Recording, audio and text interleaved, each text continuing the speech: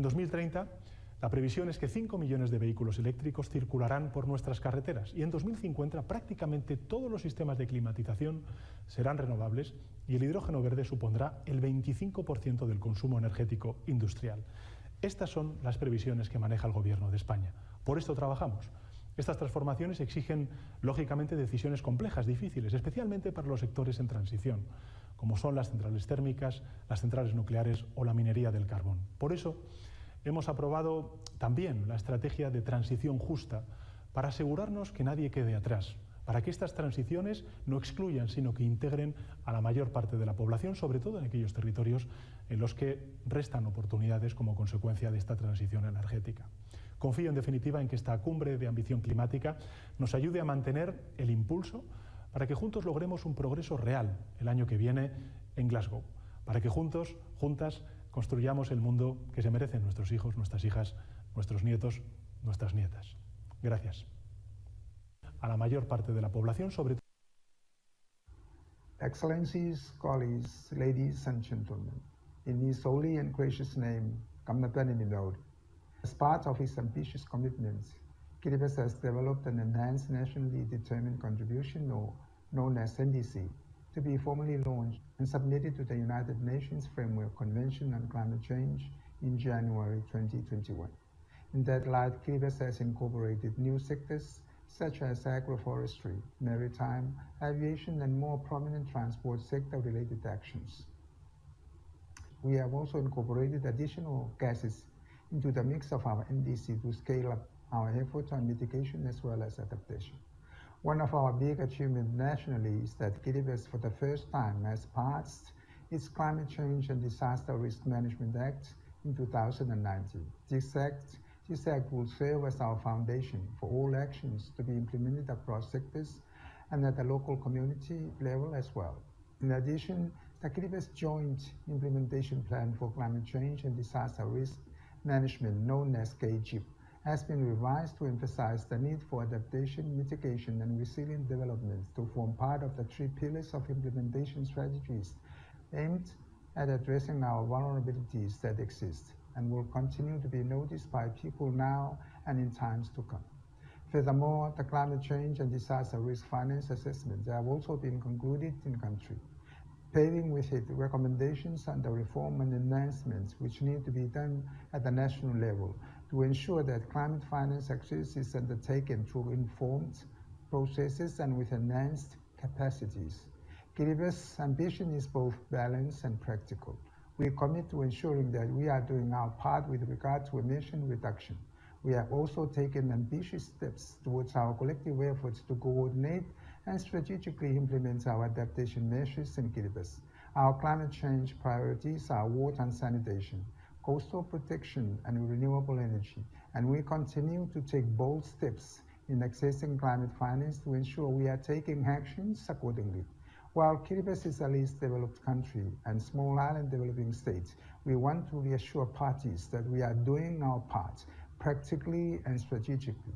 And with this, we also call on our brothers and sisters within our global community to continue to do their parts in ambitiously tackling climate change and disasters through emissions reduction and the implementation of the NDCs. As a global community, we need to ensure a forward-looking approach to the actions we take, and where the target is for a prosperous and resilient future. I thank you, and let me conclude by bestowing our traditional blessings of the Maori, the Roi and the Tabumoa, meaning good health, peace, and prosperity. While the spirit and the bells for Christmas are ringing, let me also wish you all a Merry Christmas and a prosperous New Year. Kamdap. Thank you very much. Mesdames et Messieurs, je voudrais féliciter les organisateurs et les participants à l'événement qui nous réunit aujourd'hui et en ma qualité de président de la Commission Climat pour la région du Sahel, réaffirmer tout l'intérêt que le Niger et la région du Sahel attachent aux réflexions sur un sujet aussi important que celui de l'ambition climatique. Le présent sommet, qui marque le 5e anniversaire de l'accord de Paris, et par conséquent l'occasion pour le Niger et la Commission climat pour la région du Sahel de réaffirmer leur engagement à contribuer à l'effort global de lutte contre les changements climatiques. À ce sujet, je suis heureux de vous informer que les premiers résultats du processus de révision de la contribution déterminée au niveau national du Niger en cours pourraient nous amener à revoir à la hausse notre engagement de réduction des émissions à l'horizon 2030 de 3,5 à 5%, à travers notamment le développement et la promotion de l'agriculture intelligente, l'utilisation massive des énergies renouvelables et le reboisement du pays. La mise en œuvre du plan d'investissement climat pour la région du Sahel, qui est une agrégation de contributions déterminées nationales des 17 pays membres à l'horizon 2030, engendrera une contribution significative du Sahel dans cet effort planétaire. Pour le Niger, l'accord de Paris participe de l'ambition climatique que le monde se doit d'opérationnaliser dans toutes ses déclinaisons pour que la communauté internationale dépasse ces divergences et accepte la mise en œuvre effective de l'accord de Paris. On behalf of the government and people of Grenada, I thank you for your kind invitation to this event to celebrate the 5th anniversary of the Paris Agreement. I begin by offering my words of congratulation to the United Kingdom for its leadership, commitment, and contribution to ambitious climate action. Grenada welcomes the UK's recently announced NDC target for 2030, which reflects and responds to the climate science and the message that urgent action and ambitious actions are required to put us on a path to sustainable development. It is no secret that the impact of climate change are manifested and compounded everywhere, especially among small island developing states. While disappointingly so, the negotiators have failed to welcome the IPCC special report commissioned to guide and provide a basis for climate action. We welcome and call for ambitious actions by all to ensure that the most vulnerable among us have a fighting chance to avoid, adapt, reduce risks, and build resilience to climate-related crises. We welcome the incoming presidency of the UK, assured that with your leadership, we will advance the negotiations, agree on the outstanding issues, and catalyze global action to achieve the objectives of the Convention, the Paris Agreement, and the 2030 Agenda.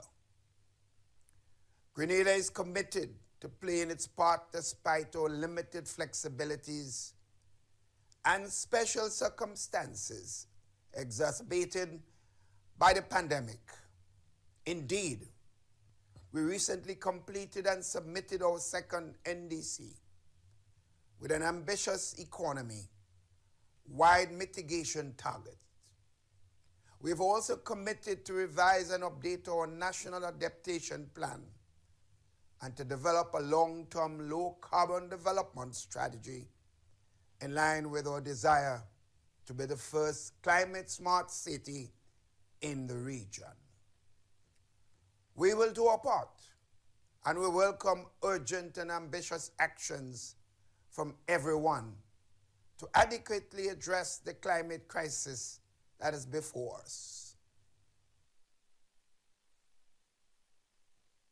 Mr. Chair, at the outset, Lao PDR has attached great importance to the climate change issue. The Lao government has mainstreamed the goals of the Paris Agreement into its national socio-economic development plan.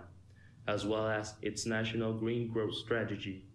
The government has set an ambitious target of reaching 70% of forest coverage of the country's total land area by 2020. In addition, the government has also adopted policies and measures, particularly on land and forest use behavior change in agriculture, which is a main sector responsible for greenhouse gas emission in the Lao PDR. The government has set the target from 2020 to 2030 to reduce carbon dioxide at the average of 1,100 kilotons per year, of which compared to the achievement reached during the period of 2000 to 2015 is threefold reduction. In this period, the government has updated its nationally determined contribution, which is a second version to be submitted soon to the UNFCCC, aimed at strengthening Lao PDR's response to the threat of climate change and contribute to the country's post-COVID-19 economic recovery by increasing resilience in the most vulnerable sectors and accelerating decarbonization. The Lao nationally determined contribution introduces a new unconditional greenhouse gas mitigation commitment by reducing greenhouse gas at the rate of 34% of the 2020 baseline by 2030, of which the average abatement of almost 4,000 kiloton carbon dioxide from 2020 onward, and will reach net zero emissions by 2050. In this regard, Lao PDR requests development partners and international community to extend their support and assistance to the Lao PDR in this endeavor. It also calls for concerted efforts from all countries to consume natural resources in a sustainable manner, employ clean energy, and follow the commitment under the Paris Agreement on reducing the greenhouse gas emissions that significantly contribute to the rising of the world temperature. Mr. Chair, in conclusion, I would like to reiterate the commitment of the Lao PDR to continue close cooperation with the international community in implementing the Paris Agreement. Thank you. Climate change and global warming are the defining issues of our times. In India, Indian industry has stepped up to this challenge. We have also embarked in Godrej and Boyce on our good and green journey. This has allowed us to meet many important sustainable development goals. We have also committed to key global initiatives such as renewable energy demand enhancement, net zero buildings, the Global Alliance for Energy Productivity, and for science-based targets. In order for us to proceed to the next level, we declare our commitment for the EP 100 movement and the business ambition for 1.5 degrees centigrade. Our industry has long held commitment for taking action on climate change, for creating a sustainable cement and construction sector. Over the last 30 years, we have collectively reduced CO2 emissions by 19%, enhanced energy efficiency by 18%, and enhanced also the usage of alternate fuel 9 times. At Dalmia Cement, we have the philosophy of clean and green is profitable and sustainable. It helps us to create business opportunities in reducing CO2 emissions for co-benefit of all stakeholders. Being the lowest carbon footprint cement company, we have created a roadmap to become carbon negative by 2040. We would collaborate with all stakeholders globally so as to implement the agenda through usage of 100% renewable electricity, enhancement of energy efficiency, usage of alternate fuel like biomass, incinerable waste, also deployment of carbon capture and utilization. We firmly believe in just transitioning for net zero carbon scenario globally. As an industry, we recognize that we all face unprecedented challenge of climate change, and for that purpose, the time is to act now. What we do today would definitely impact generations to come. This means working collectively now. we have created together the Global Cement and Concrete Association's Climate Ambition for 2050. The launch of the GCCA's Climate Ambition Statement represents a critical milestone for our industry. It is the first time that we have gathered together globally to state a collective ambition for a carbon neutral future. Together, we are committed to build the sustainable world of today and tomorrow. So, Mahendra Singh there, CEO of Dalmia Cement in India, showing a very, very strong signal committed to carbon neutrality for the sector. And if you want to find out about more innovations and solutions for energy and industry transition, then you can go to our video on demand page. And as I keep on reminding you, you can join our conversations on your social media channels using the hashtag #ClimateAction. So now we're going to be joined by Erna Solberg, Prime Minister of Norway, followed by Chandri Kapersad Santokhi, President of the Republic of Suriname, and then the Honourable Gaston Alfonso Brown, Prime Minister of Antigua and Barbuda, and then Carlos Alvarado Quesada, President of Costa Rica, and then we have Sebastian Kurz, Federal Chancellor of Austria. So we kick off with Erna Solberg in Norway.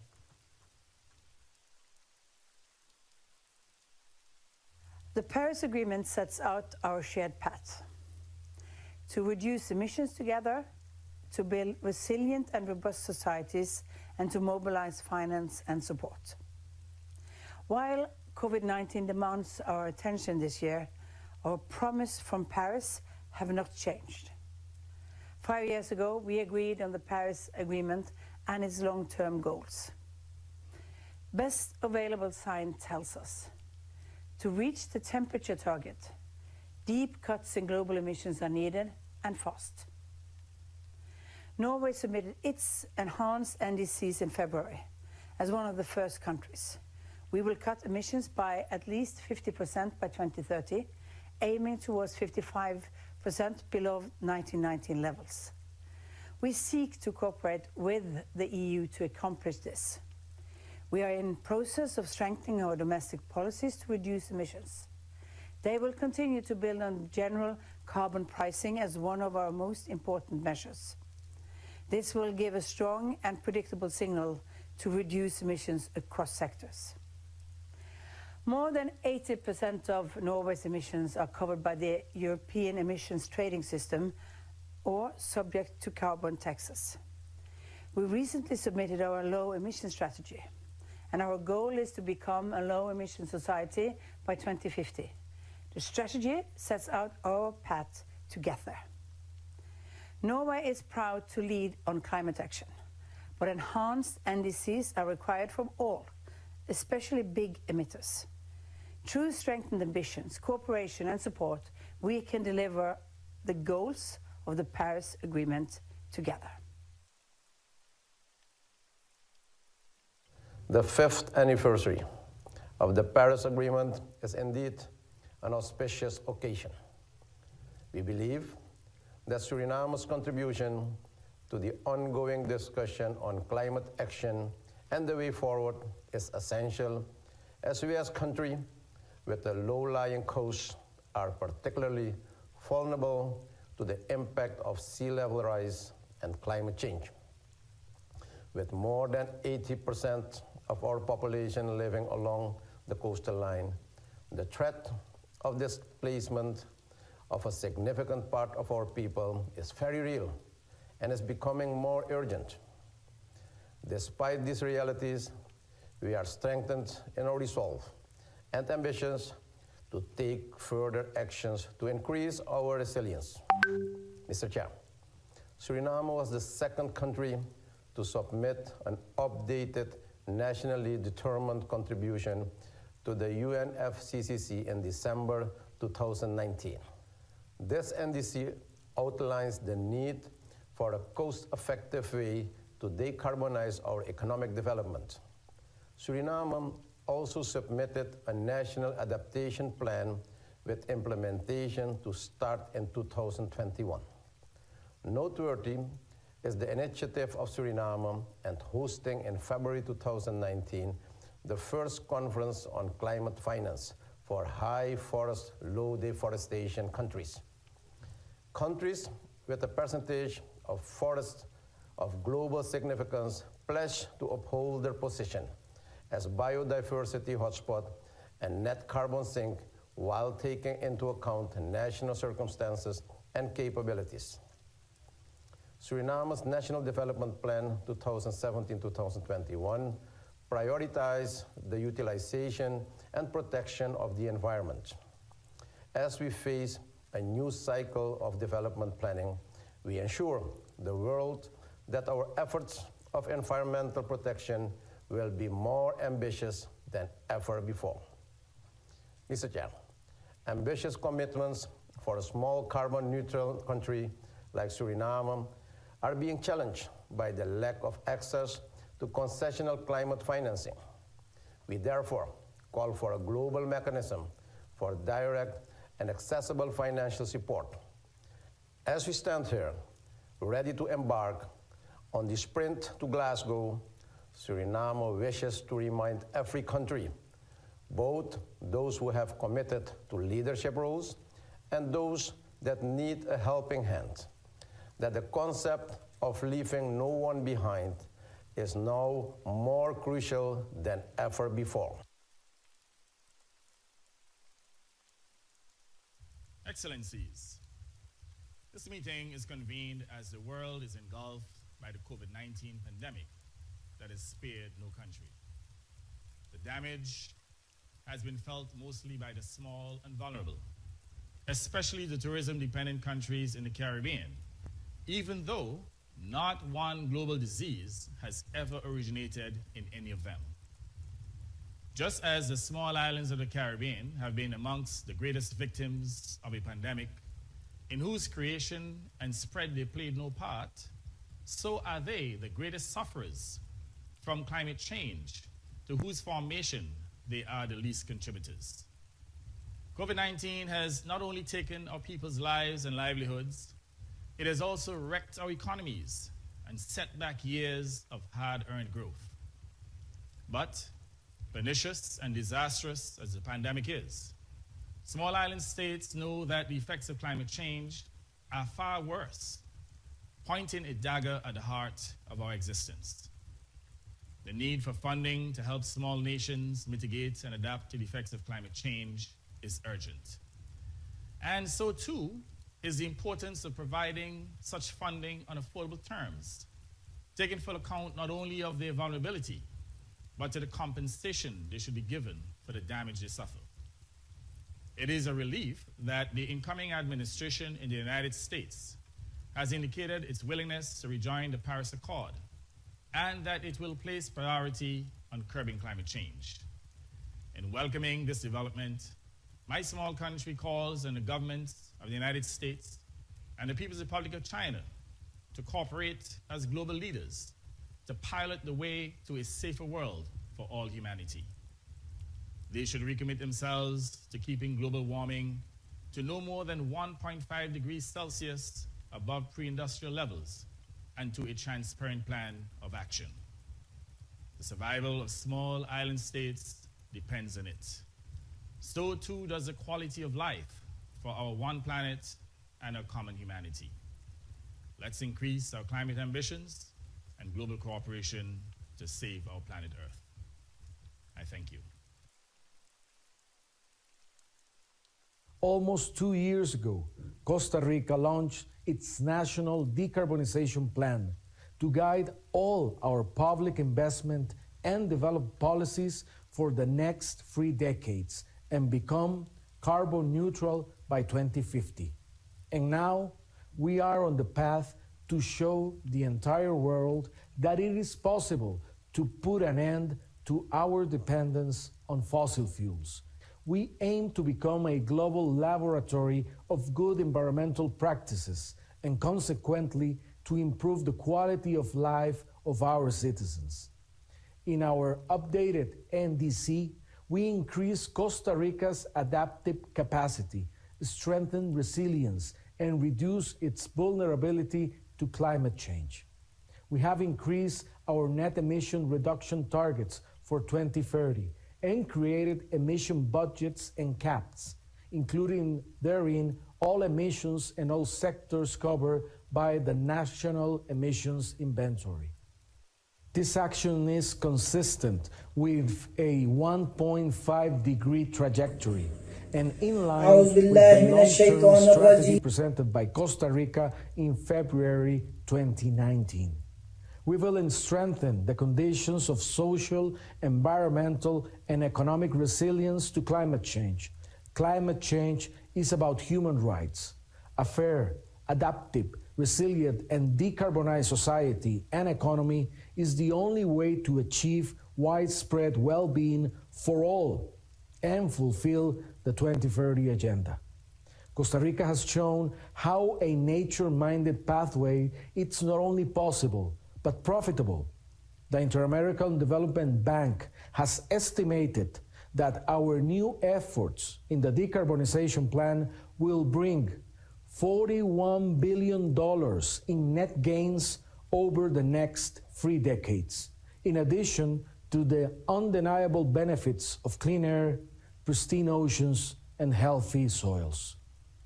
These actions are part of the contribution of Costa Rica to the global effort to limit the planet's temperature as agreed in the international community in Paris, and will strive for even more ambition during COP26 under the United Kingdom's presidency.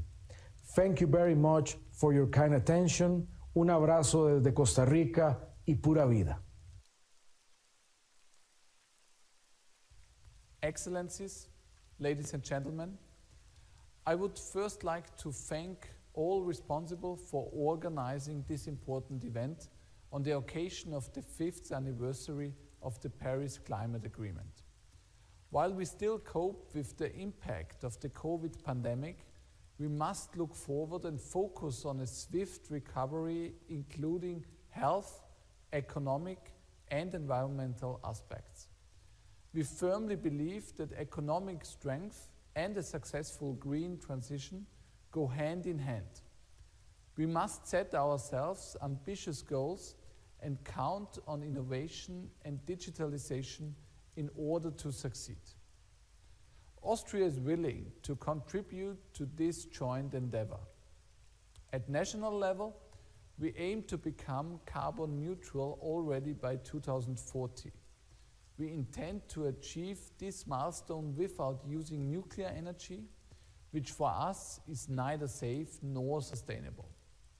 Instead, our focus lies on renewables and energy efficiency. Currently, we cover over 70% of our national electricity needs with renewables. Our goal is to cover all of our national electricity consumption with renewables by 2030. At international level, Austria has substantially increased its contribution to the Green Climate Fund. We are proud to contribute 100 million euros in fresh money, bringing our total share up to 130 million euros. This is 5 times more than our contribution to the first Green Climate Fund. In addition, we also make sure that our bilateral development cooperation projects take into account climate impacts and add to the implementation of the SDGs. Ladies and gentlemen, the green transition is a chance for all of us to come back from the current crisis healthier, stronger, and more innovative. We must pool our efforts and promote energy efficiency, the massive expansion of renewable energy, and digitalization. Each and every one of us can contribute to make the green transition work, but together we will be stronger. Thank you. So Sebastian Kurz there, Federal Chancellor of Austria, ending that particular round. And Austria there saying that it's going to increase its contribution to the Green Climate Fund from 30 million euro to 130 million euro. So that's a big, big increase. All right, so now we're going to hear some voices from the world of finance, and we're going to have Stephanie Pfeiffer, CEO of the Institutional Investors Group on Climate Change, David Blood, Senior Partner of Generation Investment Management, Jean Hines, Managing Partner and incoming CEO of Wellington Management, and Michelle Scribgamore, CEO of Legal and General Investment Management, who's going to be launching the Net Zero Asset Managers Alliance. Now, before we hear from them, we're going to have this short little film setting the scene for their contributions, looking at the role that private finance can play, because of course in partnership with public finance, they really have got to work together to fund all this action and meeting the targets on climate change. So let's watch this little film.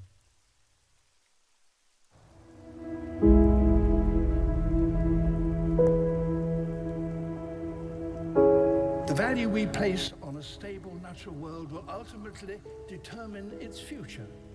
Do we invest money in the practices that take us deeper into this crisis, or in the solutions that could get us out of it? Other CIO told me our job is to save money, not to save the planet. But I counter-argue, saying like, what's the point of receiving the pension when our children cannot even play outside?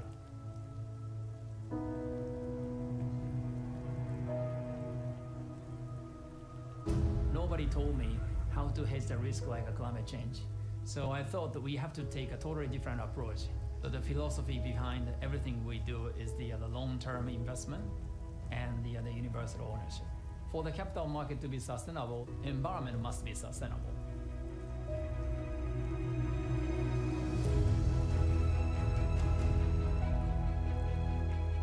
The financial sector is an enormously powerful and effective force and can be a force for good.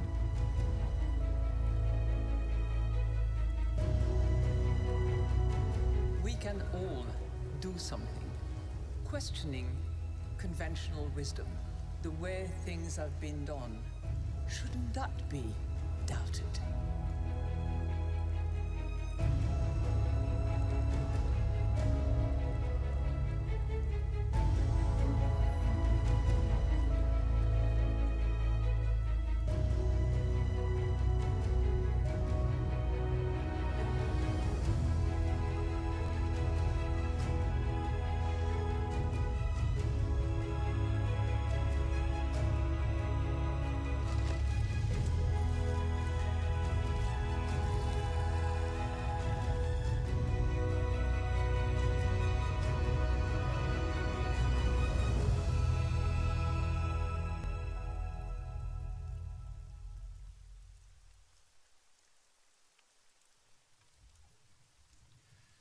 The recently launched Net Zero Asset Managers Initiative represents trillions of dollars of assets under management.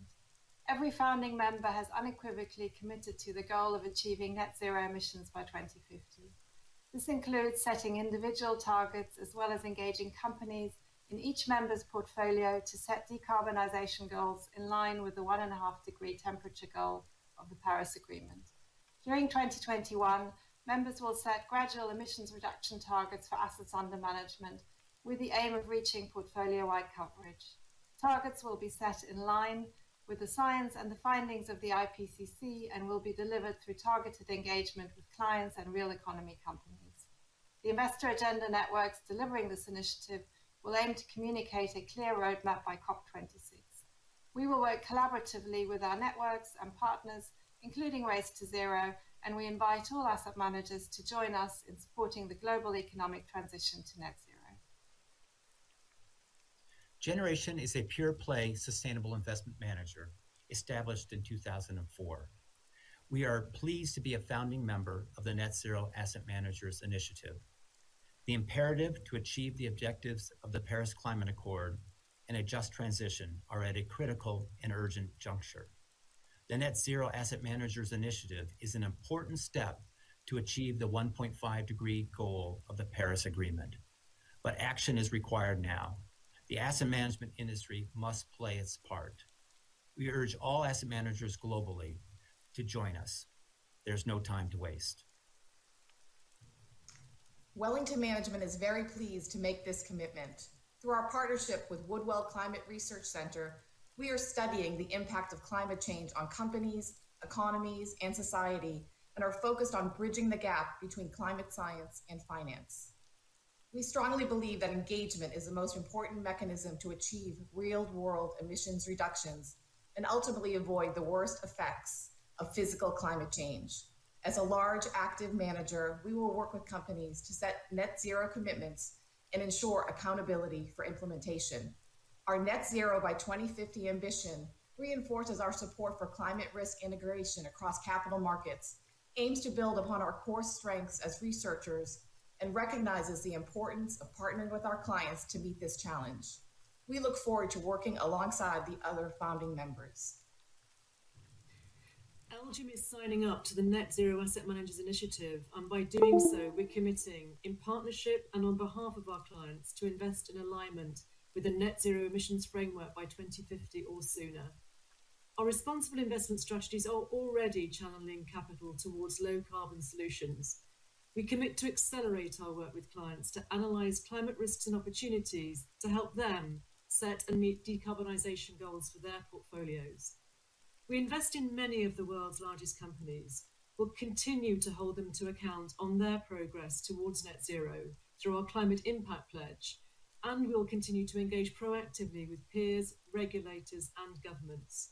We all need to play our part. Elgin will be at the heart of these efforts.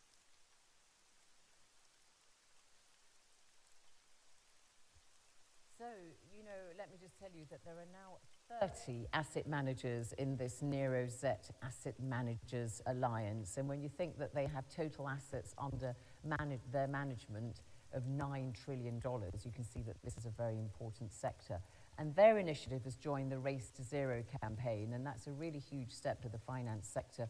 And it very much kind of complements and adds to the work of the Net Zero Asset Owners Alliance, and that was launched last year, and that involves private finance institutions. All right, so now let's hear some more of heads of governments and their commitments, and we're joined by Katrin Jakobsdottir, Prime Minister of Iceland. She'll be followed by Dr. Barham Salih, President of Iraq, and then we have Felix Tshisekedi, President of the Democratic Republic of the Congo, and then Zuzana Kaputova, President of the Slovak Republic, and the Honourable Alan Chastanet, Prime Minister of St. Lucia, and then Samdech Aka Moha Sena Pade Techo Hun Sen, the Prime Minister of the Kingdom of Cambodia. And then we're going to hear from a couple of speakers from the multilateral development banks, and beginning with Dr. Werner Hoyer, who of course is President of the European Investment Bank, followed by David Malpass, who's President of the World Bank Group, and Kristalina Georgieva, who's MD of the IMF, the International Monetary Fund. So let's start with Iceland.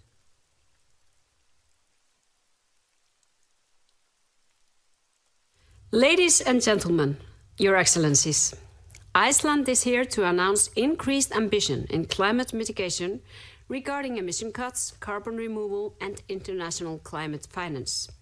Iceland's current pledge under the Paris Agreement is cutting emissions by 40% to 2030 compared to 1990, to be achieved as a collective effort of nearly 30 European countries under common rules. Today, I would like to announce that Iceland is willing to increase its level of ambition from the currently pledged 40% emission cuts to 2030 to 55% or more. Our recently updated Climate Action Plan will be strengthened further to reflect this goal. Cutting emissions is not enough. To reach a net zero future, we must also remove carbon from the atmosphere. Iceland sees itself as a front runner in carbon removal. It is a key factor in our goal of reaching carbon neutrality before 2040. We support the ongoing development of an innovative and highly promising carbon capture and storage solution which turns carbon dioxide into minerals in basaltic rock. We have recently significantly increased efforts for nature-based solutions in afforestation, revegetation, and wetland restoration. Today, we announce further government support for such efforts, which should result in carbon removals exceeding non-ETS emissions in 2030 or soon thereafter. Iceland will increase its climate finance commitments in development cooperation by increasing funding to climate-related programs and projects by almost half, or 45%. New and strengthened climate actions will be part of a green recovery after a deep downturn due to COVID-19. Iceland wants to show a good example in fast-forwarding a cleaner future by innovation, ambition, and good practices. Not only it is our duty to our Paris commitments, but more importantly, to ourselves and future generations. Thank you. السيد الأمين العام للأمم المتحدة، السيدات والسادة الموقرين، أتقدم إليكم باسم جمهورية العراق بأطيب التحايا وأتقدم بجزيل الشكر للسيد الأمين العام للأمم المتحدة، المملكة المتحدة وفرنسا وتشيلي وإيطاليا لدعوة العراق للمشاركة في القمة الافتراضية عن طموح المناخ. فرغم الظروف الصعبة التي مر بها العراق منذ 4 عقود جراء الحروب والنزاعات المتكررة والتي أدت إلى تعريف البلد على أنه واحد من أكثر البلدان هشاشة للتغييرات المناخية، كما أدت إلى عرقلة التنمية الاقتصادية والصناعية والتكنولوجية، يشرفني أن أعلن أن البرلمان العراقي قد صوت في 22/9/2020 على الانضمام إلى اتفاق باريس للمناخ، وأعلن بهذا عن توجه البلاد إلى الشروع بحقبة جديدة ونقلة نوعية تبنى على التنوع الاقتصادي والمتمثل بدعم الطاقات المتجددة والآليات النظيفة والدخول في أسواق الكربون ورفع صمود تكييف المناطق والمجتمعات الهشة والمعرضة إلى التغييرات المناخية والتقلبات الاقتصادية الحادة، وتدعم مساندة الاستثمار للقطاع الخاص والتركيز على الشباب ودعم دور المرأة في التطور الاقتصادي والعمل المناخي. وكاستجابة سريعة لهذا الانضمام، شرع العراق بكتابة وثيقة المساهمات الوطنية NDC، والتي تعد السياسة العليا لعمل التغييرات المناخية في البلد وتؤسس للاقتصاد الأخضر الساند بين عامي 2020 و 2030. ختاما، أتمنى لكم التوفيق في مسعاكم الكريم ونجاح هذه القمة من أجل زيادة طموح العمل المناخي العالمي والالتزام بتخفيض الانبعاثات والتمويل الدولي بشكل عادل وشفاف. والسلام عليكم ورحمة الله وبركاته. Excellences, Messieurs les chefs d'État et de gouvernement, Monsieur le Secrétaire général des Nations Unies, Mesdames et Messieurs, je tiens ici à confirmer l'engagement souscrit par mon pays dans l'agenda climatique mondial issu de l'accord de Paris. Conformément à ce dernier, notre plan national stratégique de développement ainsi que les politiques publiques sectorielles sous-jacentes ont intégré au niveau central, provincial et local les préoccupations relatives à l'atténuation et à l'adaptation de manière transversale. S'agissant de la révision de notre contribution déterminée à l'échelle nationale, la CDN, je porte à votre connaissance que nous avons pris en compte les nouveaux secteurs d'émissions de gaz à effet de serre ci-après. Le transport, les déchets ainsi que le retraçage des polluants atmosphériques, en plus de ceux qui étaient initialement identifiés, à savoir agriculture, énergie et forêt. Notre action tient également compte de la préservation des tourbières ainsi que d'autres écosystèmes indispensables à l'équilibre du système climatique mondial. Par ailleurs, nous nous employons à accroître nos capacités de mobilisation des ressources internes de manière à pouvoir assurer la mise en œuvre de notre contribution déterminée à l'échelle nationale. Pour ce faire, nos ambitions actuelles s'évaluent à environ 2% du coût global de sa mise en œuvre. Ces efforts seront maintenus et renforcés pour les revoir à terme à la hausse. Les réformes institutionnelles en cours sont rendues nécessaires dans le domaine ci-après: aménagement du territoire, gestion foncière, gouvernance forestière, assainissement, énergie et transport. À titre d'exemple, la stratégie nationale de réduction des émissions dues à la déforestation et à la dégradation forestière, REDD+, vise à stabiliser à partir de 2030 notre couvert forestier à 63,5% du territoire national au lieu de 58%. J'ai lancé en 2019 le programme 1 milliard d'arbres à l'horizon 2023 pour restaurer 3 millions d'hectares de forêt et améliorer ainsi les conditions de vie des populations. Je vous remercie. Dear Excellencies, ladies and gentlemen, we have a wealth of scientific knowledge and unprecedented resources at our disposal, and yet we are creating ecological calamity. To change the current trajectory, we need a greater climate ambition. This is not just about another number, nor about soft diplomacy. For Slovakia, it is a firm decision to act. Slovakia has inherited heavy and energy-intensive industry, just as others in our region. For us, climate action means a whole of society transformation. It is an investment in the future generations, an investment we cannot not make. Slovakia is stepping up. We will further reduce greenhouse gas emissions by 55% until 2030, and will reach national climate neutrality by 2050. Our electricity will be fully decarbonized at the latest by 2030. We will close down coal production by 2023. Our energy mix currently relies on nuclear sources, while we are increasing the share of renewables and decarbonized gases. From next year on, every new house built in Slovakia will have the highest renewable and energy efficiency standards. Per capita, Slovakia is the biggest car producer in the world. Our way forward is innovation.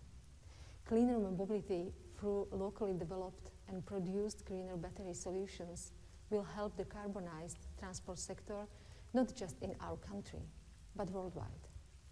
Slovakia will also provide new and additional €2 million to the Green Climate Fund. My fellow leaders, we must act fast and in solidarity. Thank you.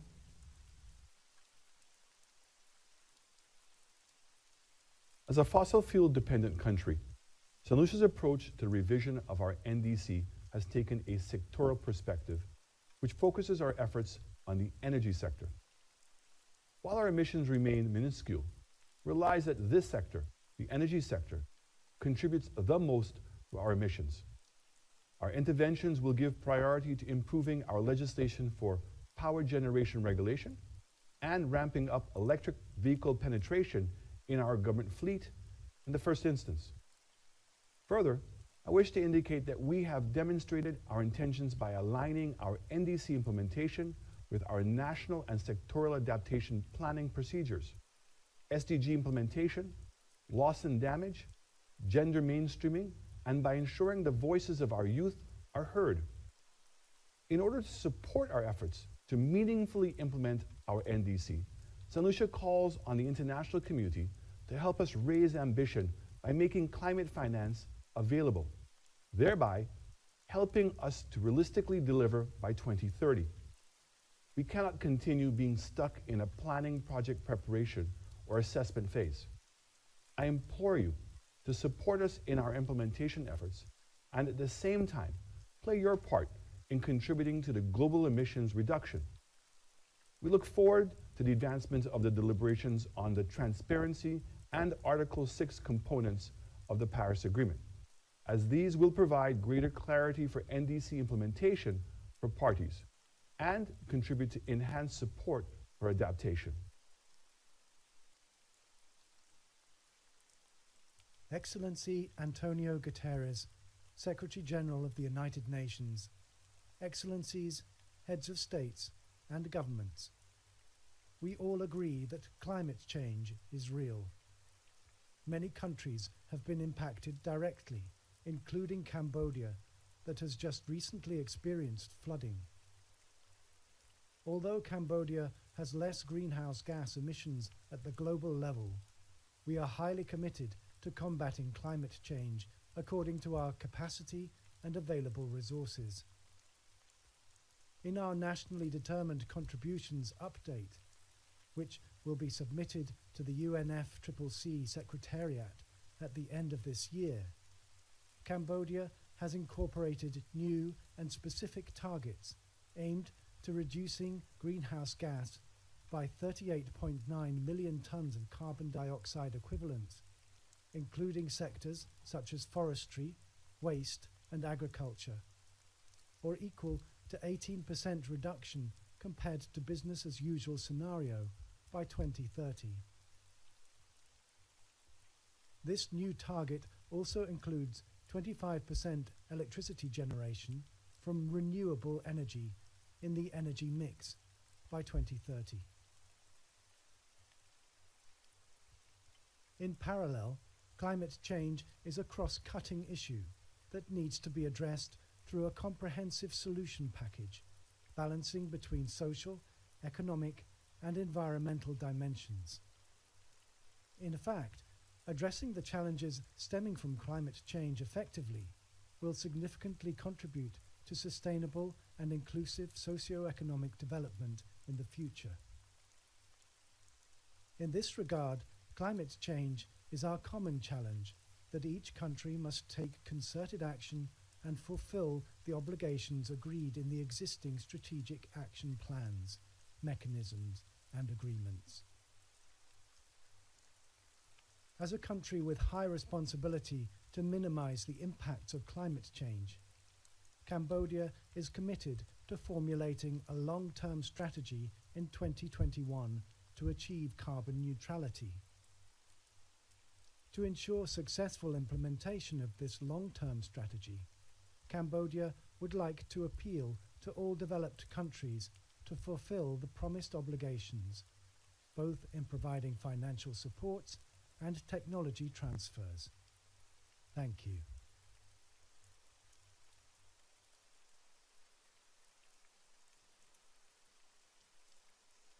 Dear friends, as we eye the end of this terrible pandemic, I'm convinced this is a defining moment for our fight against climate change and environmental degradation, and for the achievement of the Sustainable Development Goals. At the EU Bank, we have taken Europe's decarbonization objectives as our guidance for the critical years ahead in our Climate Bank roadmap. This is why the European Investment Bank has decided to put climate in everything we do. We have stopped financing fossil fuel energy, including natural gas, and we will be the first multilateral development bank to be fully Paris-aligned by the end of this year. And to boost investment in climate, the environment, and clean technology, 50% of our investment will be in climate and environment by 2025. And we aim to mobilize investment in this field by over $1.2 trillion by 2030. We have surpassed our climate commitment so far, but operationalizing net zero requires a giant leap for everybody. We stand ready to partner globally. Together, we will work to ensure the scale and the solidarity needed to accelerate the green transition and progress towards the SDGs. Thank you very much. Climate change, poverty, and inequality are defining issues of our age. Increasingly, they work hand in hand. The global poor often suffer the most from climate events, including flooding, droughts, and food insecurity. There's a deep unfairness to this. The poor generally emit less in greenhouse gases and are impacted the most by climate change. The World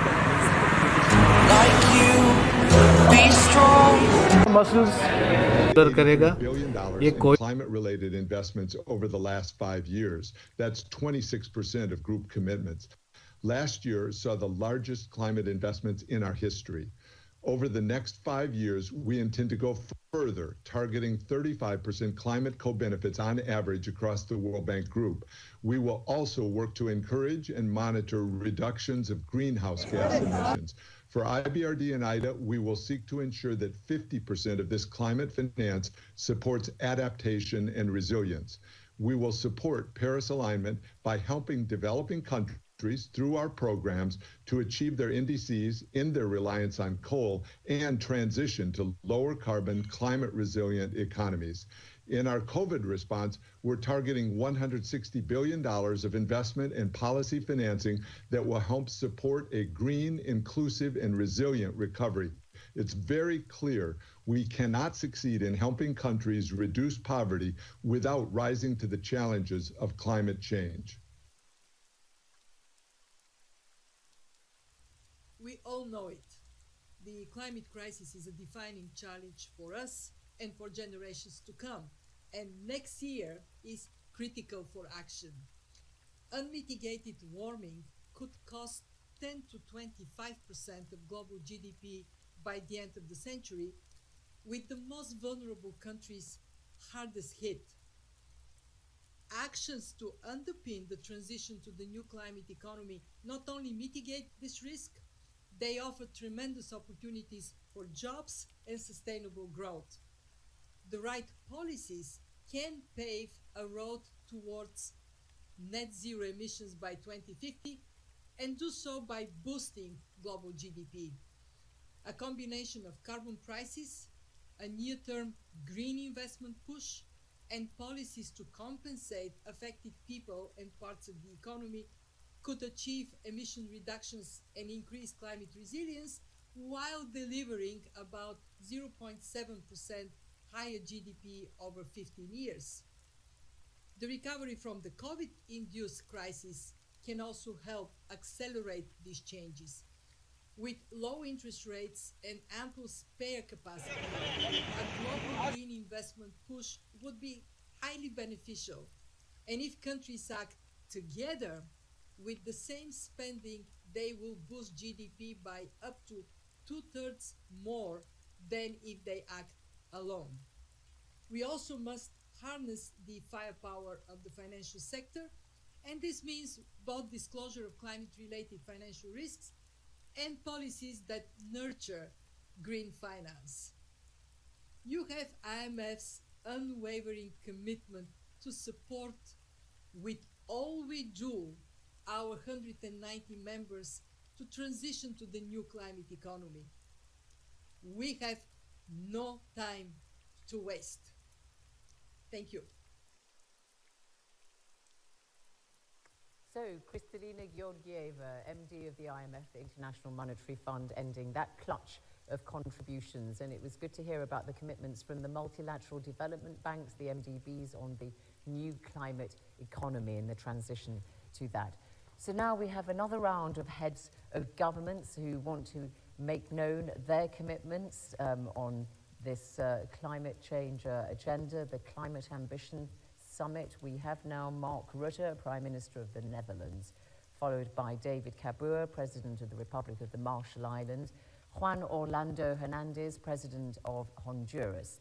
And then we have Daw Aung San Suu Kyi, State Councillor of the Republic of the Union of Myanmar, Michael Martin Taoiseach of Ireland, and then Lenin Moreno Garcés, President of Ecuador. So we start with the Netherlands. Ladies and gentlemen, it's been 5 years since the Paris Agreement was signed, and the need for climate action has only become more urgent. There's no time to lose. That's why the Netherlands was one of the first countries to embrace the goal of a climate-neutral EU by 2050. This means making our energy supply 100% carbon neutral. And that's why we want to create more scope for offshore wind farms in the North Sea. And that's not all. We are rolling out infrastructure that will make charging your car as easy as charging your phone. And we aim for all new cars to be zero emission by 2030. And recently, we set out a strategy for making our basic industries climate neutral by 2050. The Netherlands is also acutely aware of the importance of climate adaptation.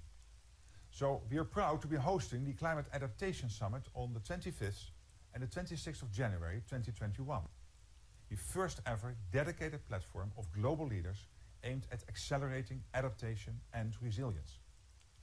The Climate Adaptation Summit 2021 will see the launch of an adaptation action agenda, a roadmap to 2030 identifying several milestones, including COP26, and concrete activities and results to accelerate adaptation action around the world.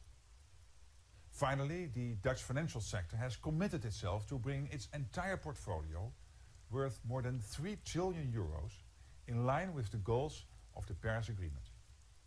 Incidentally, one of the main instruments used by the financial sector to measure its climate impact is the PCAF approach, which was developed by Dutch financial institutions. There is so much more that I could tell you, but it is time now to turn our words into action. Thank you. My country is known as one of the most vulnerable in the world. As a low-lying atoll nation, the Marshall Islands is a country made up entirely of coastlines, exposed to the ocean each way that you turn. But though our territory may be vulnerable, I know that my countrymen and women are not.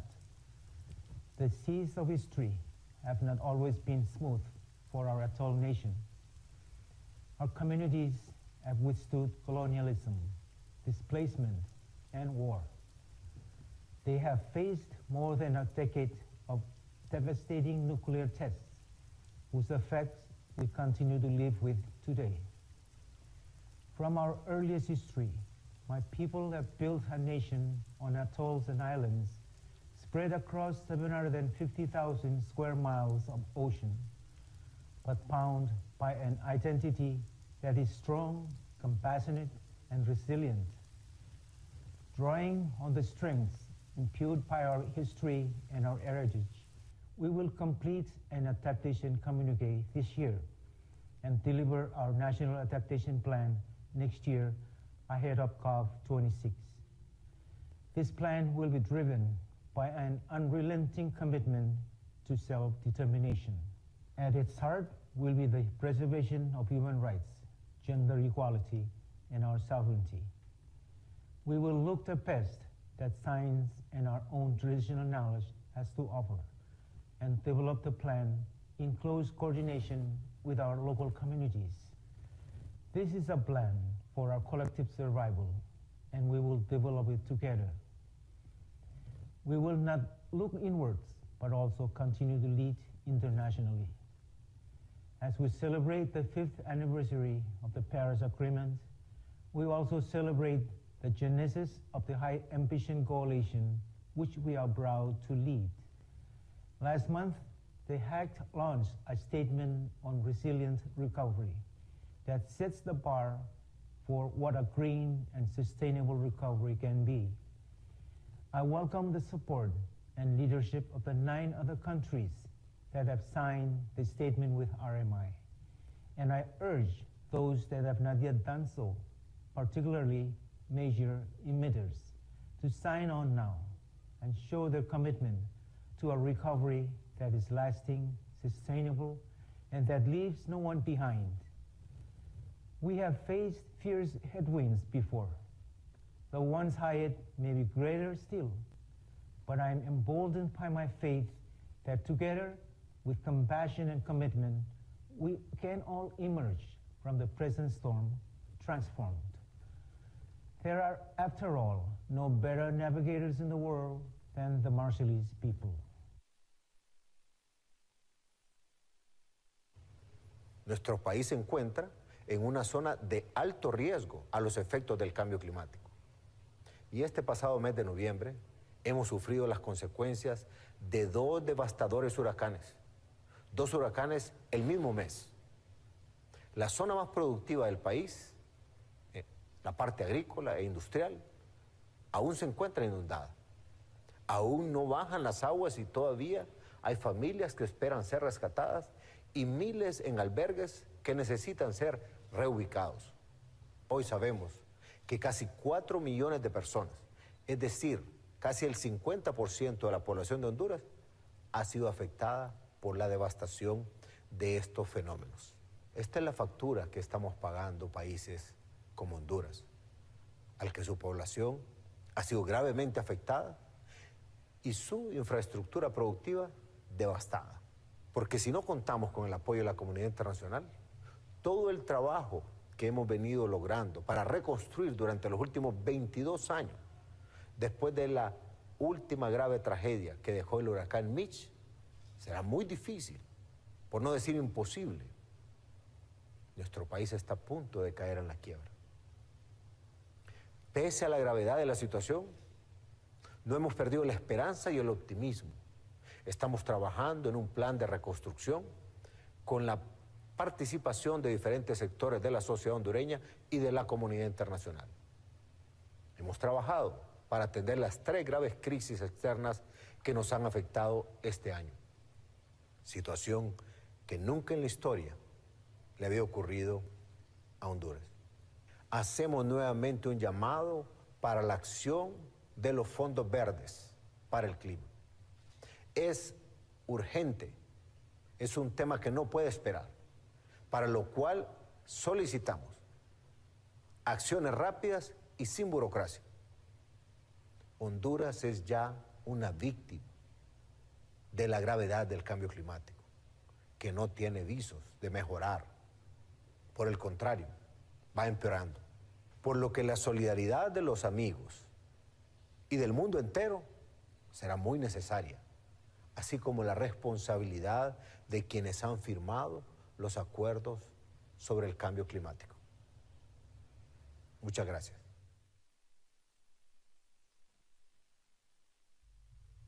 Excellencies, as we speak today, the world is struggling with the unprecedented challenge of a global health crisis. Another, even more ominous crisis we shall have to manage is the climate crisis, which could threaten the very survival of mankind.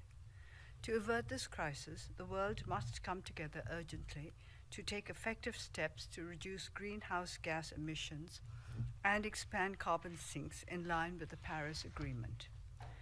Despite our low level of industrialization, Myanmar is one of the countries most vulnerable to the effects of climate change. Today, I would like to take this opportunity to reassure you that we are committed to take concrete actions in 3 areas. First, Myanmar will submit its nationally determined contribution to the UNFCCC by the end of this year. The NDC will reflect Myanmar's aspiration to reduce over 243 million tons of CO2 by increasing the share of renewable energy to 39% and reduce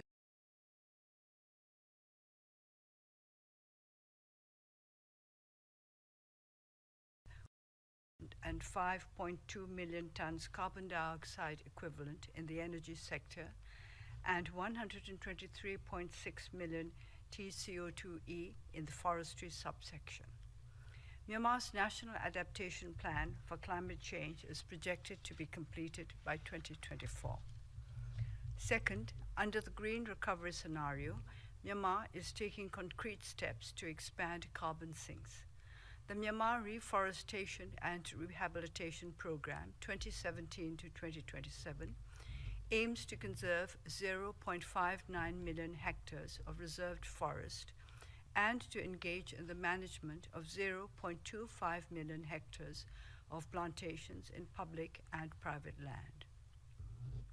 Our goals are set to increase the protected area systems to cover 10% of the total national land by 2030. Third, Myanmar has set the targets for the improvement of energy efficiency to 7.8% in the residential sector, 6.6% in the industrial sector, 4% in the commercial sector, and 1.36% in other sectors to be reached by 2030. In addition, a total of 5.1 million of fuel-efficient stoves will be distributed across the country to achieve a cumulative emission reduction of approximately 5.99 million TCO2e during the years 2021 to 2030. May I conclude by reaffirming our commitment to work together with all our partners to realize the global ambition. Thank you. In 2020, Ireland has taken important steps towards a more sustainable and resilient future and meeting the Paris goals. We will more than halve our carbon emissions this decade, with an average 7% per annum reduction in overall greenhouse gas emissions. We are turning our ambition into law. By 2050, Ireland will achieve a climate-neutral economy, and that target is currently being enshrined in legislation. Our Climate Action Bill provides a framework to guide our future climate action plans and policies.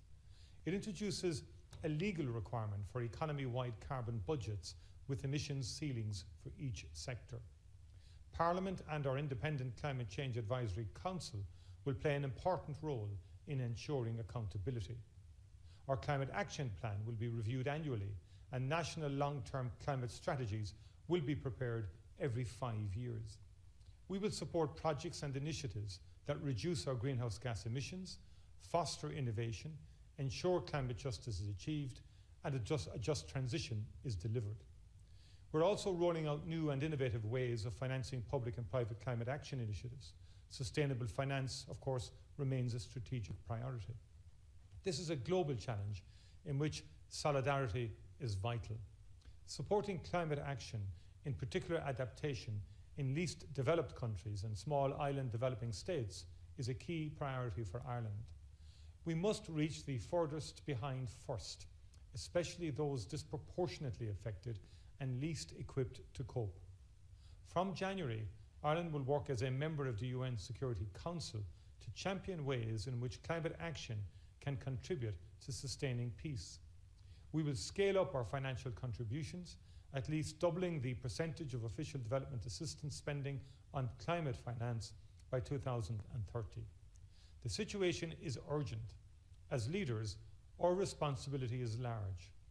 This year, we have shown what we can do together in confronting a pandemic. The time has come to bring the same energy and focus to addressing the climate crisis. Thank you. Estimados colegas presidentes, Ecuador está profundamente comprometido con la implementación del Acuerdo de París. Es nuestra responsabilidad garantizar la soberanía alimentaria e hídrica y, sobre todo, el derecho de todos a vivir en un ambiente ecológicamente equilibrado. El objetivo de este gobierno, desde el primer día, ha sido alcanzar el desarrollo sostenible y erradicar la pobreza. Por ello, en el 2019 presentamos la primera contribución determinada que fue elevada a política pública y acumula una serie de acciones inmediatas que son de obligatorio cumplimiento.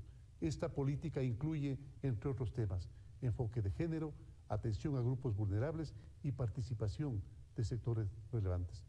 Paralelamente, estamos construyendo el Plan Nacional de Adaptación al Cambio Climático, que promueve la información y la integración en la planificación y acción a todo nivel de gobierno. Como siempre ocurre, obviamente la disponibilidad de recursos es un problema para países como Ecuador. Por eso trabajamos en un plan de financiamiento que facilite la movilización de recursos y que incorpore la variable climática en la gestión macroeconómica. De igual manera, empezaremos a elaborar el plan de descarbonización 2050 que exige cambios tecnológicos, socioeconómicos y ambientales. Debo resaltar que Ecuador es de los primeros países en implementar el mecanismo de reducción de emisiones causadas por la deforestación y su enfoque de no mercado.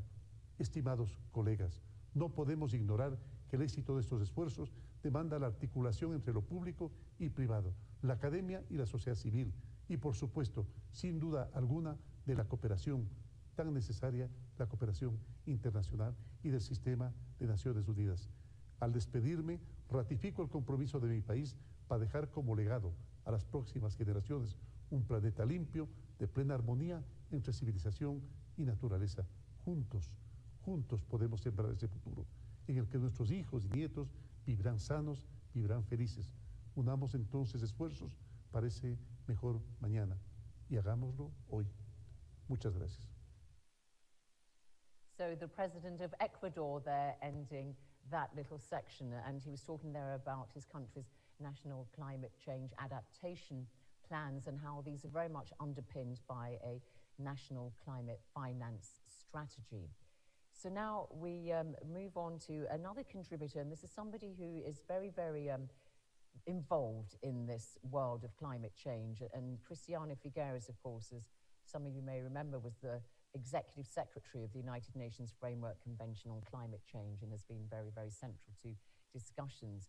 But before that, we want to show you another of our short films. And this one focuses on the role of nature in reducing emissions. And by the way, nature is one of the key priorities for COP26. And if you go to the on-demand section of our website, you will see a range of videos showing how governments and non-state actors are really working together to address both climate change and nature loss. And, you know, Antonio Guterres has recently made a speech talking about how humanity is waging war on nature.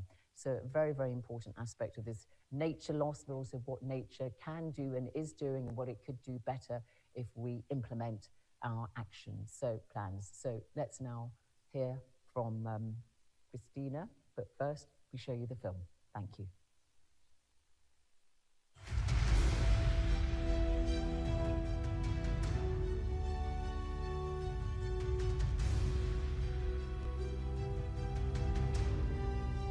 So if we really want to stop climate change, what we need to understand is just how the world works. How do these ecosystems capture and store carbon? And how much potential is there for extra carbon capture if we restore them to full effect?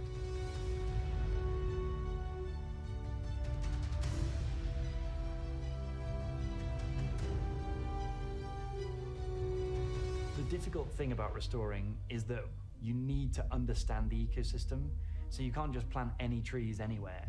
You need to know that those types of trees can grow in those types of soils. And then when you have that understanding, you can be really effective.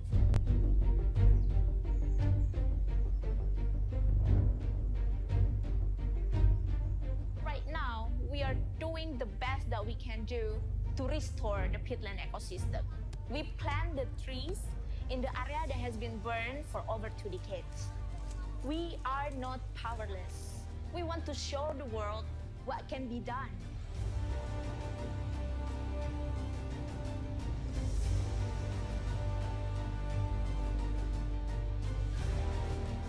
Blue carbon refers to carbon that is captured and stored by the oceans.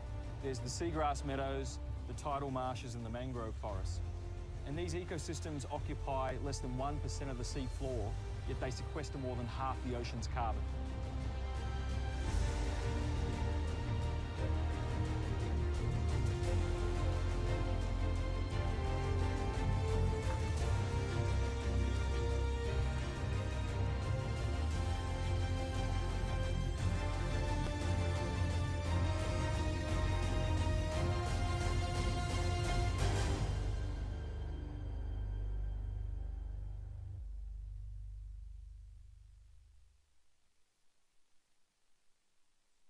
Dear friends, we have entered into the most decisive decade in the history of humankind. Now that may sound like an exaggeration, but it is not. It is over the next 10 years, minus 11 months, in the decade of the 20s that we must be able to cut our global greenhouse gas emissions in 1/2, 50% reduction by 2030. If we're able to do that, we open the door to a world that not only avoids the worst of the climate disasters, but actually builds a world that is much better than the world that we have now. It is only us alive right now at so many decision tables that can actually make a difference. After 2030, it will be too late. Luckily, we have had a pretty good start to this decade with company after company taking on the commitments of net zero by 2050 or before, and governments after governments taking on also their net zero commitments by 2050 or before. We can do this. We must stand up to this challenge and prove that we have the ingenuity, the courage, and the determination to be able to stand up to the challenge and show that we are responsible stewards of this planet and of future generations. Christiana Figueres there. And don't forget, you can join our conversations on your social media channels using the hashtag #ClimateAction. All right, now more heads of government. We're going to hear from Volodymyr Zelensky, President of Ukraine, followed by Kassym-Jomart Tokayev, President of Kazakhstan. And then we have Laurentino Cortizo Cohen, President of Panama, and then Miguel Diaz-Canel Bermudez, President of the Republic of Cuba. And then Luis Lachelle Powell, President of Uruguay, and the Honorable Pravind Kumar Jugnauth, Prime Minister of the Republic of Mauritius. So we go to Ukraine first. Your Excellencies, thank you for today's important event, which unites the efforts of global leaders who are coming together in the fight against climate change. This year, Ukraine has felt the sharp impact of climate change. In a number of regions, long-lasting drought has killed off many of our crops. In the east, we have witnessed the most dramatic forest wildfires in recent decades. Meanwhile, in the west of Ukraine, we have experienced severe destructive floods. While we expect mankind to overcome the COVID-19 pandemic in the coming years, the problems arising from climate change require more time and even more sustained collaborative efforts among nations. Ukraine is firmly adhering to its obligation concerning the effective implementation of the 2030 Sustainable Development Goals and International Climate Agreement.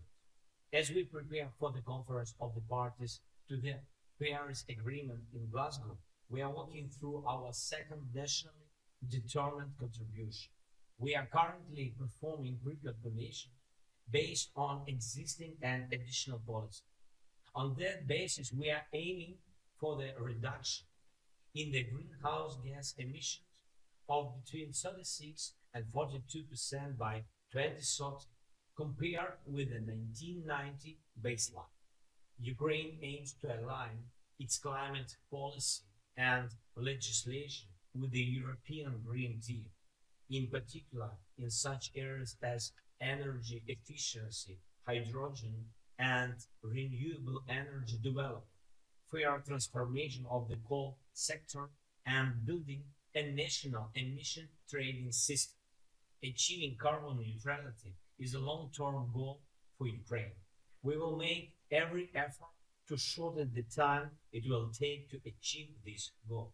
We have started preparing the framework strategy for adaptation to climate change in Ukraine until 2030, which will coordinate the work of authorities at national and local level. Ukraine is and will continue to be one of the most active and responsible participants in the global fight against climate change and environmental protection. Thank you. As a landlocked and a developing state, Kazakhstan is highly vulnerable to climate change. In the last 30 years, we have come far in terms of our development. However, our economy still relies on fossil fuels. Therefore, we have no choice but to face the twin challenges of refocusing our economy away from fossil fuels and tackling climate change simultaneously. In that spirit, we pledge to reach carbon neutrality by 2060. To reach this goal, Kazakhstan will develop and adopt an ambitious long-term development strategy to lower emissions and decarbonize our economy. We are also embracing nature-based solutions for both mitigation and adaptation. About half of emissions worldwide from the land sector come from deforestation and forest degradation. Therefore, in the next 5 years, we will plant 2 billion trees to increase carbon absorption and restrain looming desertification as a result of climate change. On adaptation, we face a pressing need to strengthen the national adaptation capacity.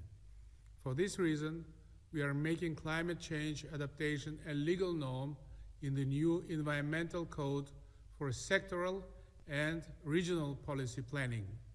It will reduce climate exposure and risks, as well as prevent unnecessary damage and loss.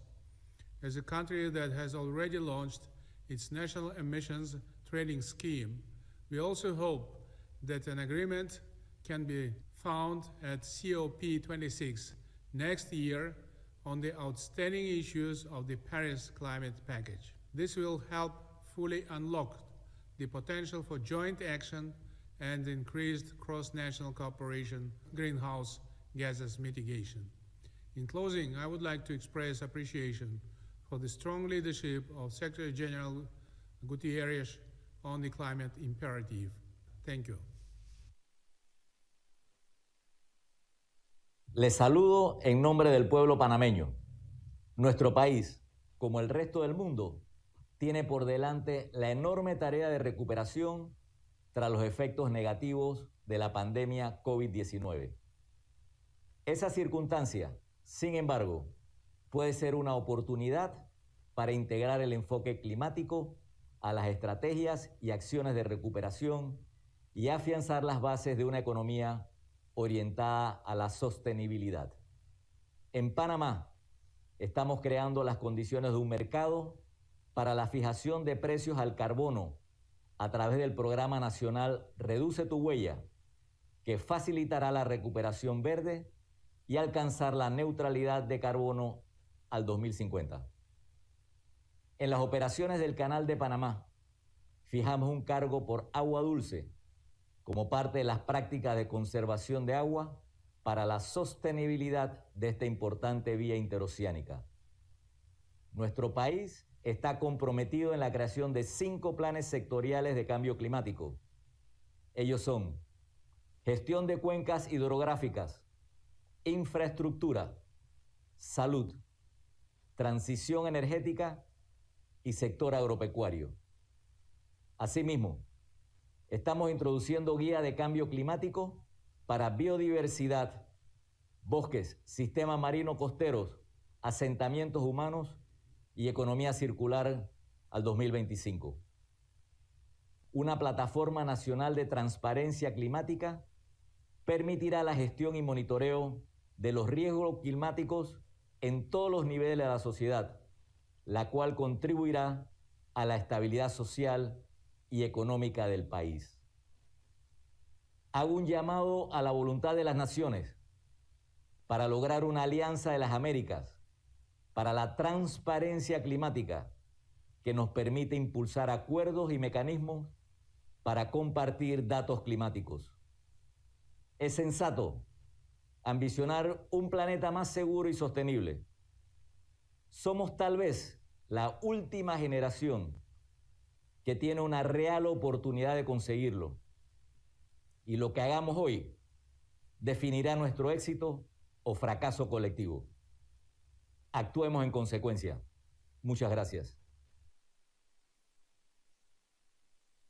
Excelencias, hace 28 años, en un discurso breve y memorable, el comandante en jefe Fidel Castro Ruz encendió las alarmas sobre el más grave riesgo para la especie humana.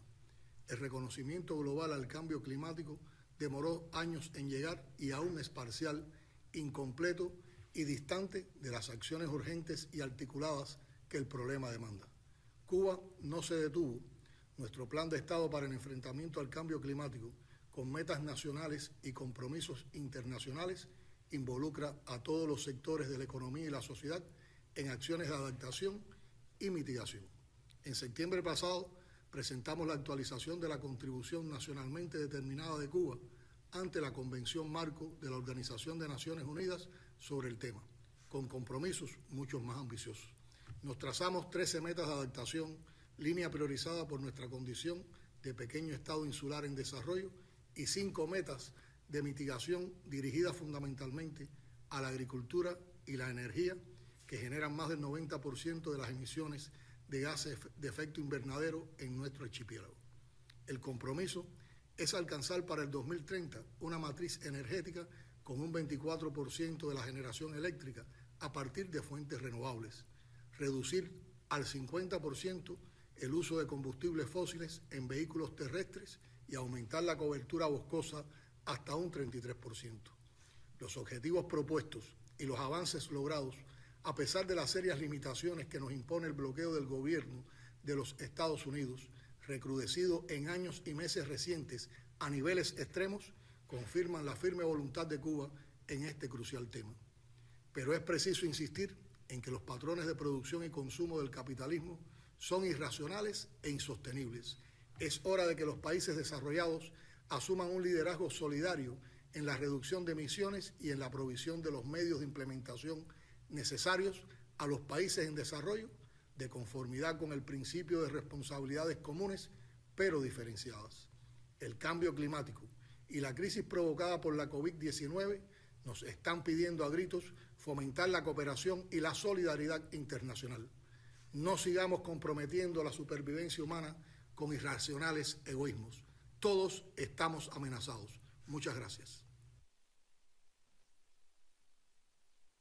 Uruguay considera que la acción climática debe ser ambiciosa y tener un enfoque social basado en derechos humanos con equidad de género e intergeneracional y que permita una transformación productiva sostenible que genere nuevas cadenas de valor, nuevas oportunidades de desarrollo y empleo de calidad y que tenga además un enfoque de transición justa que no deje a nadie atrás.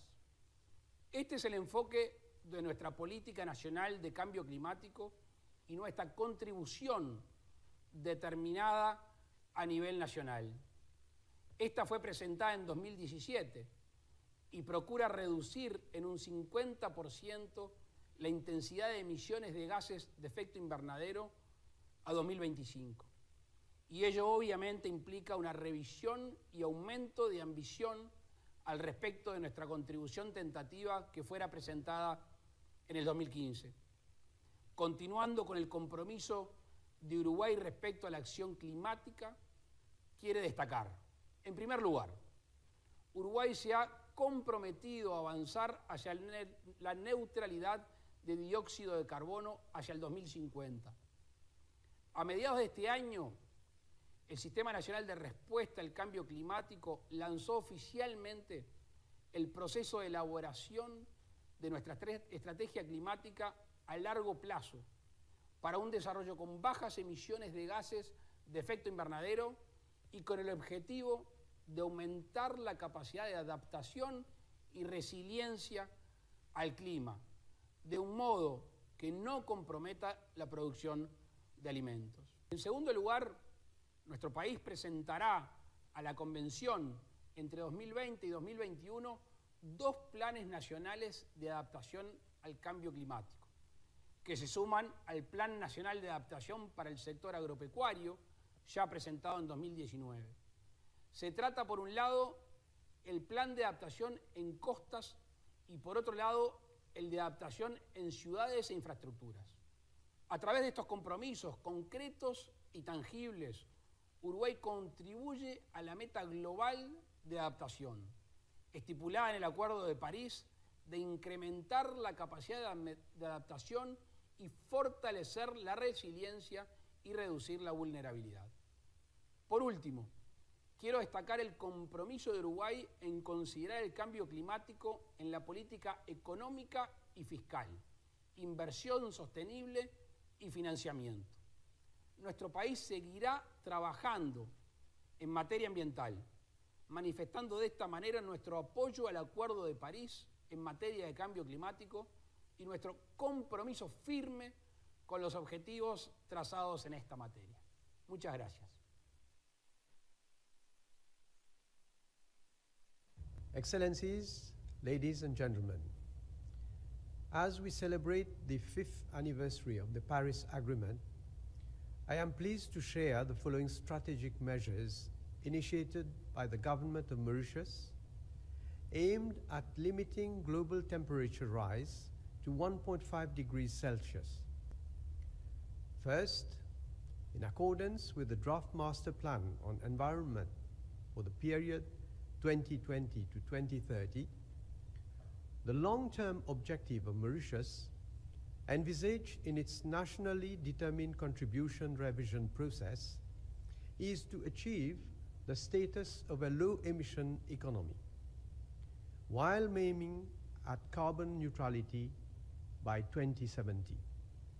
Second, the Climate Change Bill adopted last month sets out the framework for enhancing resilience and accelerating mitigation measures on our pathway to carbon neutrality. Third, an amount of $50 million has been earmarked to fund various adaptation and mitigation projects for the period July 2020 to June 2021. Fourth, 10 kilometers of eroded beaches at 16 critical sites will be rehabilitated during the period 2020 to 2024. Fifth, by 2030, 40% of our national energy requirement should come from renewable sources. Sixth, 12,000 climate resilient and ecologically sustainable housing units will be constructed over the next 3 years. And seventh, a low-carbon electric public transport program has been initiated with the introduction of the light rail transit system in October 2019. With these measures, Mauritius hopes to contribute to a greener, more resilient, and sustainable path for our future. Thank you. So Prime Minister Jugnauth there of Mauritius with his pledge to make his country carbon neutral by 2070. Now we're going to move to transport because, of course, transport in the world's major cities and states is a very, very critical part of how we can reduce greenhouse gas emissions and, of course, also the airline industry. So we're going to dedicate this segment to transport, and we're going to hear from Renato Franklin, CEO of Movida Rent-A-Car, and that's one of many South American businesses to have joined the Race to Zero, and that's part of the largest coalition of organizations that's committed to net zero by 2050 at the latest.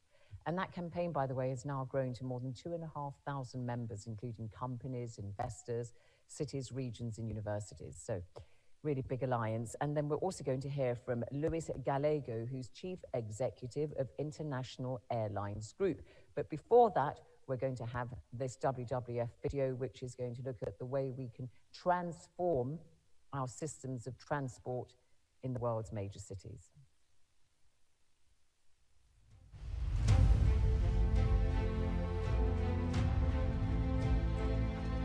The electrification of the entire bus fleet in Shenzhen is unprecedented.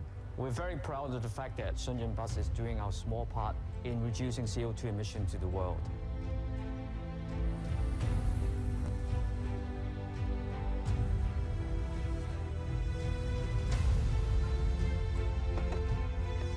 For passengers waiting at the bus stop,